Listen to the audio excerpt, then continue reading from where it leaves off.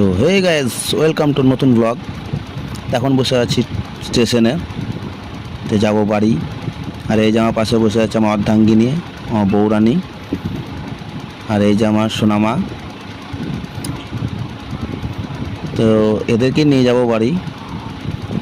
ইনি ছিলেন, আমার বৌরানী ছিলেন আমার শ্বশুর বাড়িতে, এসেছিলেন ষষ্ঠী করতে।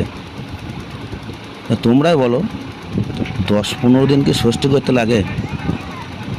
ষষ্ঠী করতে এসেছিলো না শ্বশুরের গোষ্ঠী ষষ্ঠী পুজো করতে এসেছিলো কে জানে। তো তারপর চলে এলাম ট্রেনে।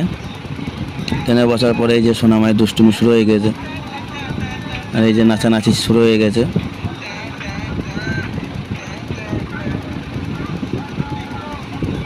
দুষ্টুমি আর বদমাশি জারি রাখে।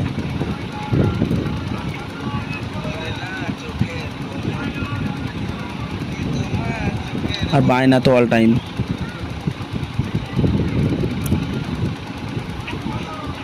তারপর একটু বাইরেরটা, ট্রেন থেকে বাইরেরটা দেখানোর চেষ্টা, কিন্তু ট্রেনে যা জানলার কাছে যা জাল লাগিয়ে দিয়েছে, ও বাইরে দেখানো কোনো সিনই নেই।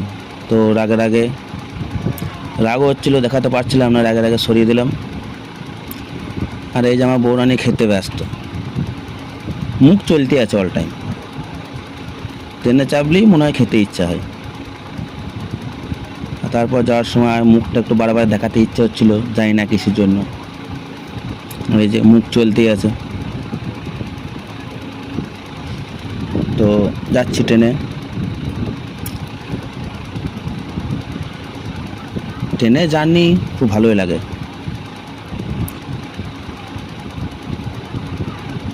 অনেক কিছু খাওয়া দাওয়া সব কিছুই। তারপর ট্রেন থেকে নেমে আর এই যে সোনামায়ের দুষ্টুমি আর বদমাশি শুরু হয়ে গেছে। ও দৌড়ছে, টম অ্যান্ড জেরি খেলা চলছে এখন,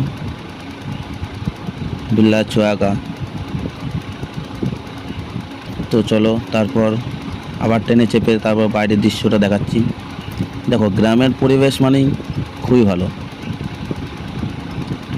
দেখো কত সুন্দর লাগছে। তারপর টোটোতে চাপলাম বাড়ি যাওয়ার জন্য। বাড়ি যাওয়ার জন্য আনন্দ একটু হবেই।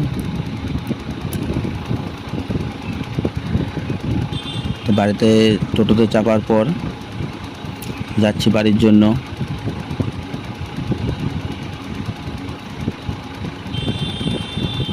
তারপর দেখিয়ে দিলাম যে টোটোতে চেপে আছি।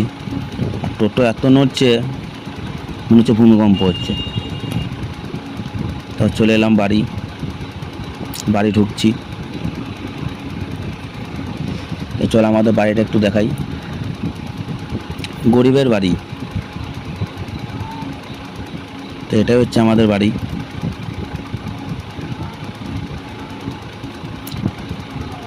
আর সোনামা অনেক দিন পর মামার বাড়ি থেকে এলো, সে একটু ভালোবাসা তো হবেই। ওটা আমার বাবা, এটা আমার মা, আর এটা আমার ঠাকুমা।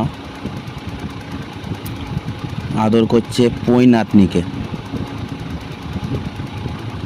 তো অনেকদিন মামার বাড়ি থেকে আসার পর ভালোবাসা তো একটু বাড়বেই। আর এই যে দাদু জুতো খুলে দিচ্ছে, আর মা করছে রান্না, ভুরি ভোজনটা একটু হবে। তো চলো এখানেই শেষ করছি, টাটা।